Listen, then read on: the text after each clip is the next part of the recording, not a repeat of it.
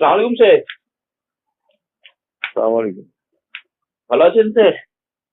হ্যাঁ, আমি হাওড়া জেলা থেকে বলছি, আব্দুল্লাহ। জি বলুন। আমি অনেকক্ষণ ধরে আপনাকে ফোন করছিলাম, ফোনে পাইনি অনেকক্ষণ পর হ্যাঁ, পেলাম। বলছিলাম স্যার, আপনি কি আহলে হাদিস? হ্যাঁ, হ্যাঁ। ও আচ্ছা আচ্ছা আচ্ছা। চলেন। তো আপনার একটা বক্তব্য শুনছিলাম। তো ওর মধ্যে আপনি বলছেন আচ্ছা, রাসূল করিম সাল্লাল্লাহু আলাইহি সাল্লাম যে ইন্তেকাল করেছেন তারপরে আসতে পারবেন না, এটা আপনি আচ্ছা। কোনো রেফারেন্স দিতে পারবেন স্যার? আমি কতটা ঠিক বুঝতে পারছি না ভাই, গাড়িতে আছি, নেটওয়ার্কে মনে হয় প্রবলেম। আরেকবার বলুন। বলছি আপনার একটা বক্তব্য শুনছিলাম স্যার। আপনি বলছিলেন রাসূল সাল্লাল্লাহু আলাইহি ওয়াসাল্লাম ইন্তেকাল করেছেন তাই আর আসতে পারবে না, তো এর পরিপ্রেক্ষিতে হ্যাঁ, আপনার কি কোনো দলিল হবে স্যার? অবশ্যই, একটু বলেন। অবশ্যই। আল্লাহ রসুল জি। আসতে পারবেন না, মৃত্যু কোনো মানুষ আর পৃথিবীতে আসতে পারবে না। রসুল তো অনেক মানে অসাধারণ মানুষ। উনি তো আসতে পারবেন না, পৃথিবীর কোনো মানুষ কবর থেকে কিছু করতে পারে না। না, পৃথিবীর মানুষ আসতে পারবে না ওই বিষয় নয়, রাসূল সাল্লাল্লাহু আলাইহি ওয়াসাল্লাম আসতে পারবেন কিনা ওটা জানতে। আসতে পারবেন না উনি তো। দলিল? ওনার আসার ব্যাপারে কোনো দলিল খুঁজে পাওয়া যায় না তো। তাই? হ্যাঁ, আপনার কাছে যদি দলিল থাকে যে উনি আসতে পারবেন না, আপনি দলিলটা দেন, আমি দেখি একবার আপনি বলছেন আসতে দলিলটা পারবে কোথায়। না, তো আপনি দলিল পাননি না আপনার চোখে পড়েনি? আমি তো মানে আমার বিদ্যার শেষ পর্যন্ত দেখছি যে আমার চোখে পড়েনি যে রসুল বলছেন যে আমি মরার পরেও কোথাও যাব। আপনার কাছে যদি থেকে থাকে আপনি সেটা পেশ করুন, আমি গ্রহণ করব যদি হয়। তো শেখ আপনি কটা হাদিস পড়েছেন? এইগুলো অবান্তর প্রশ্ন নয়। শেখ এই কারণে বলছি, অনেক তো হাদিস আছে, আপনার চোখে হয়তো পড়েনি সেই হাদিস। আমি বা ওটা আপনি, বলছি না, আপনি যে হাদিসটা পেয়েছেন আপনি ওটা একবার পাঠান না আমাকে, আর দেখি একবার না আপনার আমি হাদিসটা। হাদিস পেয়েছি এটা তো আমি এখন অব্দি বলিনি, আপনি বললেন যে আসতে পারবে না। তো না, তো এটা বলেন যে আমি আহ, এতদূর যে পড়াশোনা করেছি এখন অব্দি কত পাইনি, বলবো, এটা বলে দেন। 2100 টাকা বলুন। তো শেখ বলছিলাম, উনি 1900 টাকা বলুন, কমতে হবে তো। ঠিক আছে, 1900 টাকা মানে। হুম, স্যার, বলুন। বলছিলাম তাহলে আপনি এটা বলতে পারেন যে আমি এতদিন পড়াশোনা করেছি আমার চোখে পড়েনি, শেষ। আমার চোখে যদি না পড়ে থাকে আপনি আমাকে একটু হেল্প করুন, আপনার চোখে পড়েছে হ্যাঁ, তো। না বলছি আমার চোখে পড়েনি তার মানে নেই, এটার দলিল নয়। আমার চোখে পড়েনি মানে আমি হ্যাঁ, আমার পাইনি। চোখে পড়েনি বলছি বাস তো, আমার চোখে এতটুকু। পড়েনি। তো এই বিষয়ে যেটা আপনার চোখে পড়ে না সেটা ফতোয়া দেওয়াটা ভুল হবে, হ্যাঁ, আপনাকে আর গবেষণা আপনার করা চোখে লাগবে। পড়েছে, আপনি একটু আমায় হেল্প করুন। চলেন এবার বলছি, রসুল করিম সাল্লাল্লাহু আলাইহি সাল্লাম যখন মেরাজে গেলেন, মেরাজে যে ঘটনাটা ওটা আপনি পড়েছেন তো? হ্যাঁ, হ্যাঁ। তো ওখানে যে যখন মেরাজে যাচ্ছিলেন, মুসা আলাইহিস সালামকে তার কবরে দেখলেন সালাত কায়েম করছে, তাই না? নামাজ পড়ছে। মুসা আলাইহিস সালাম তার কবরে নামাজ পড়ছেন। তার কবরে? হ্যাঁ হ্যাঁ। না, এই ঘটনা আমি জীবনেও শুনিনি। আচ্ছা চলেন, বাইতুল আকদাসে গেলেন আজকে তো প্রথমে। আমি আজকে প্রথম আপনার কাছে শুনলাম যে মুসা আলাইহিস সালাম তার কবরে নামাজ পড়ছে। আমি এটা জানি যে আল্লাহ রসুল বাইতুল মাকদেসে অসংখ্য নবীদের ইমামতি করেছিলেন। ঠিক আছে, এইটাই মেনে নিলাম। তো অসংখ্য নবী মানে রসুল সাল্লাল্লাহু আলাইহি ওয়াসাল্লামের যখন আসলেন, তো অসংখ্য হুম, নবী তো ইন্তেকাল করে গেছিলেন নাকি? হুম। তো হাউ ইজ পসিবল তোমার ইন্তেকাল করার পরে কি করে আসলেন কত কত বললাম কত? বাইতুল আকদাসে? না, ফোন পে করে দিচ্ছি নাকি ক্যাশ দিয়ে দেবো? হ্যাঁ, আসসালামু আচ্ছা, আলাইকুম শেখ। আচ্ছা। ফ্রি হয়েছেন শেখ? আর বলুন। হ্যাঁ, বেশি কথা বলবো না, দু চারটে কথা বলি, ইসলার উদ্দেশ্য শেখ, তর্ক নয়। হ্যাঁ, আপনি যে বললেন কে শেখ, বলছেন? ওই আব্দুল্লাহ বলছি, আমাদের হাওড়া জেলা থেকে। ও, ও, হ্যাঁ, বলছিলাম যে শেখ আপনি বলছিলেন রাসূল সাল্লাল্লাহু আলাইহি ওয়াসাল্লাম যে হাজির হতে পারবে না, সেই ক্ষেত্রে হ্যাঁ, আমি যে বললাম যে মেরাজের যে ঘটনাটা, মুসা আলাইহিস সালাম আচ্ছা। তার কবরে যে নামাজ পড়ছিলেন, সালাত করছিলেন, আপনি বললেন এ ধরনের নেই বা আপনি শোনেননি কোনোদিন। আমি এই ধরনের নেই আপনাকে বলিনি, আমার আমার জানার বাইরে। আপনার জানার বাইরে, তাই তো? হুম, তো শেখ যেটা মানে একটা ব্যক্তির ক্ষেত্রে সবটা তো জানা সম্ভব নয়, অনেকগুলো হাদিস আছে। হুম।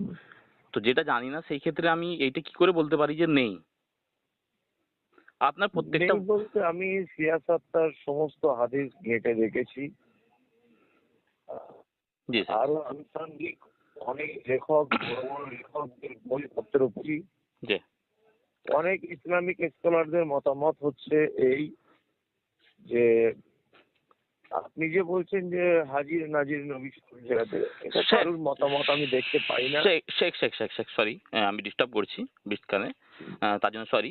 আমি এখন অব্দি রাসূল করিম সাল্লাল্লাহু আলাইহি সাল্লামকে হাজির ও নাজির বলিনি, আমি জাস্ট বললাম যে হাজির হতে পারবেন কি এটা জিজ্ঞাসা করেছি। আর ওই ক্ষেত্রে না না, আমার আমার আমার বিদ্যাতে যা আছে তাতে হাই হতে পারবেন না। হ্যাঁ ঠিক আছে। এবার আপনাকে যখন আমি একটা হাদিসের কথা বললাম যেটা রাসূল করিম সাল্লাল্লাহু আলাইহি সাল্লাম মেরাজে যাচ্ছিলেন, সেই ক্ষেত্রে আপনি বললেন যে মুসা আলাইহিস সালাম নামাজ পড়ছিলেন, আপনি বললেন না এই ধরনের কোনো আমি জানি না বা আমার শোনা নেই বা শুনিনি, প্রথমবার শুনছি বললেন।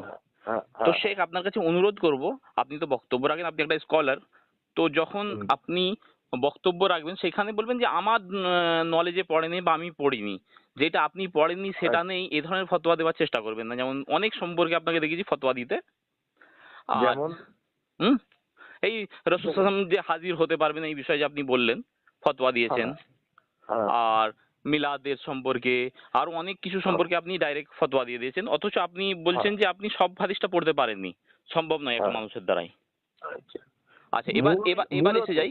এক মিনিট, মূলত আমরা হাদিস বলতে মেন যে আমরা বিষয়গুলো বা মেন যে বইগুলোকে আমরা লক্ষ্য করি সিয়াসাত্তার হাদিস।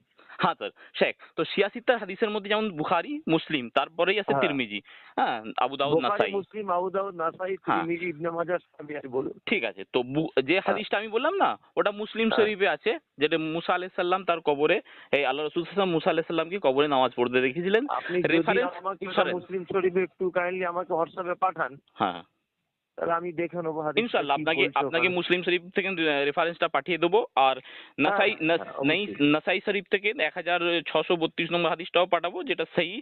হ্যাঁ, আর আমি যেখান থেকে পাঠাবো, মেন তো আমি হাদিসের কিতাব আমার কাছে নেই, সোর্স অফ হাদিস আমি বলে দিচ্ছি, সেটা হচ্ছে ইসলাম 360, যেটা মোহাম্মদ মোহাম্মদ আলী মির্জা যিনি ইঞ্জিনিয়ার পাকিস্তানে, ওনার ওই অ্যাপ। আর ওইখানে যে কটা হাদিসের কিতাবগুলো দিয়েছে তার সার্টিফিকেট দিয়েছে।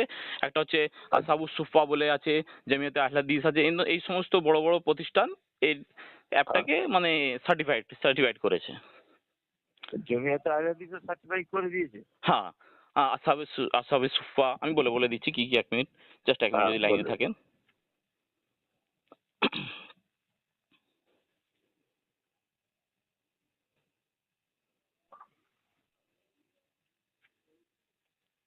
একে যে সার্টিফিকেট দিয়েছে, একটা হচ্ছে বিনোরিয়া ইন্টারন্যাশনাল ইউনিভার্সিটি যেটা লাহোর করাচিতে আছে, জামিয়াতে আহলে হাদিস পাকিস্তান থেকে দিয়েছে। আচ্ছা দারুল উলুম সুফা যেটা হচ্ছে সেক্টর A3, এটা হচ্ছে আপনার করাচিতে আছে। তারপরে দিয়েছে আল মাহাদ উস সালাফি, এই একটা ইন্টারন্যাশনাল ওদের ইয়ে আছে। যাই হোক, মানে আপনি আমাকে একটু কাইন্ডলি হাদিসটা পাঠান, আমি একটু দেখবো। অবশ্যই। এবার চলে আসেন রাসূল করিম সাল্লাল্লাহু আলাইহি সাল্লাম যখন বাইতুল আকদাসে গেলেন, তো সেখানে আপনি বললেন যে সমস্ত নবীগণ ওনার পিছনে সালাত পড়েছেন। ঠিক আছে, তো রাসূল সাল্লাল্লাহু আলাইহি সাল্লামের হায়াতকালীন তো অন্য জানারা ছিলেন নবীগণ, তারা তো ইন্তেকাল করে গেছিলেন। একদম। তো হাউ ইজ পসিবল রাসূল সাল্লাল্লাহু আলাইহি ওয়াসাল্লাম নামাজ পড়াচ্ছেন আর তার পিছনে এতগুলো এতগুলো নবীগণ নামাজ পড়ছেন? ওটা শুধুমাত্র আল্লাহ রসুলের জন্য এই কথাটাই খাস, এবং আল্লাহ রসুল সাল্লাল্লাহু আলাইহি সাল্লামের নিজের মুখের বর্ণনা ওটা, কিন্তু আল্লাহ রসুলের একটা বর্ণনা আপনি এই রকম ভাবে আমাকে দেখান যে আল্লাহ রসুল কোথাও বলেছেন যে মৃত্যুর পরেও আমি আমার উম্মতের কাছে যেতে পারবো বা কোনো উপকার করতে পারবো বা কিছু করতে পারবো মৃত্যুর পরে কবর থেকে, কিয়ামতের দিবস আলাদা প্রসঙ্গ। তো শেখ যেটা এইরকম একটা আপনি একটা আমাকে জ্বলন্ত প্রমাণ দিন তো কোন হাদিস থেকে। শেখ এটা যখন স্পষ্ট পাওয়া যাচ্ছে যে সমস্ত নবীগণ উপস্থিত হতে পারেন ইন্তেকালের পরেও, তো নবীদের নবী যিনি হচ্ছেন সমস্ত নবীদের নেতা, তো তিনি উপস্থিত হতে পারবে না, এটা তো একটা আপনি কিয়াস করে বলছেন না, সরাসরি কোনো দলিল আছে আপনার কাছে? মিরাজের রাত্রির ঘটনা ওটা রাসূলুল্লাহর জন্য খাস করা হয়েছে। তো এটা কোন আলেম বলেছেন, কোন মুফাসসির বলেছেন? কাইন্ডলি একটু রেফারেন্স দেন যে এটা মিরাজের রাত্রির জন্য খাস, আল্লাহ তাআলা সেই টাইমে পাওয়ারটা দিয়েছিলেন তারপরে কেড়ে নিয়েছেন। আপনি আমাকে এই দলিলটা পেশ করুন যে আল্লাহ নবী সাল্লাল্লাহু আলাইহি ওয়াসাল্লাম মৃত্যু হবার পরে তিনি কোথাও উম্মতের জন্য কোথাও দেখা করতে আসবেন, কোথাও সাক্ষাতে আসবেন, বা পৃথিবীর কোন ইতিহাস আছে যে তিনি এসেছিলেন, এটা আপনি আমাকে দেখান। দেখেন, আপনি যেটা বলছেন আপনি ওটা কেয়াস করে বলছেন, যেহেতু স্পষ্ট হাদিস রয়েছে মুসলিম শরীফ থেকে নিয়ে তিরমিজি আপনি শরীফ যদি সমস্ত হাদিসের স্পষ্ট কিতাবে হাদিস এটা রাসূল সাল্লাল্লাহু আলাইহি বলছি, ওয়াসাল্লাম আপনি উপস্থিত যে হয়েছিলেন, সমস্ত যে নবীগণ উপস্থিত জমিয়তে হয়েছিলেন। আহলে হাদিস, করাচি, লাহোর, এরা হাদিসটা করেছে, কোন মির্জার একটা নাম বললেন, যা ভুলে গেলাম। হয়তো মোহাম্মদ আলী মির্জা, যিনি হচ্ছেন মোহাম্মদ আলী মির্জা। আপনি চেনেননি আপনি মোহাম্মদ এই আলী মির্জা? হাদিসটা যদি আমাকে পাঠান, জি এই হাদিসের সানাদ কে, এই হাদিসটা সহিহ না জয়ীফ, এই হাদিসটা ডিটেলস আমি দেখে স্যার অবশ্যই আমি বলছি আপনাকে বলবো। শেখ আমি বলছি মুসলিম শরীফ থেকে হাদিসটা এবং সুনান নাসাই থেকে। মুসলিম শরীফে তো সবকটা হাদিস সহিহ।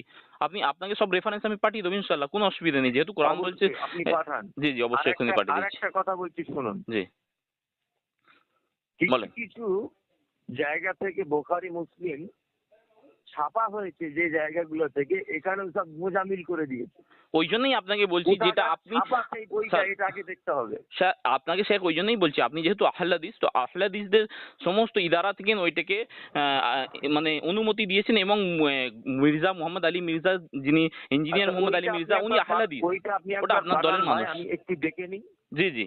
তো এই হিসাবে আমি ওটা জিজ্ঞাসা করছি পাঠান রসুল। অবশ্যই। যদি আপনার যদি হাদিস চূড়ান্ত হয়, হুম। সত্য গ্রহণ করতে আমার কাছে অনুপরিমাণ কোনো দ্বিধা নেই। হ্যাঁ, তো আপনার কাছে রিকোয়েস্ট স্যার শেখ, যে আপনি যখন ফতোয়া দেবেন সেই বিষয়ে পুরোপুরি জ্ঞান অর্জন করেই তারপরে ফতোয়া দেখুন, দেবেন।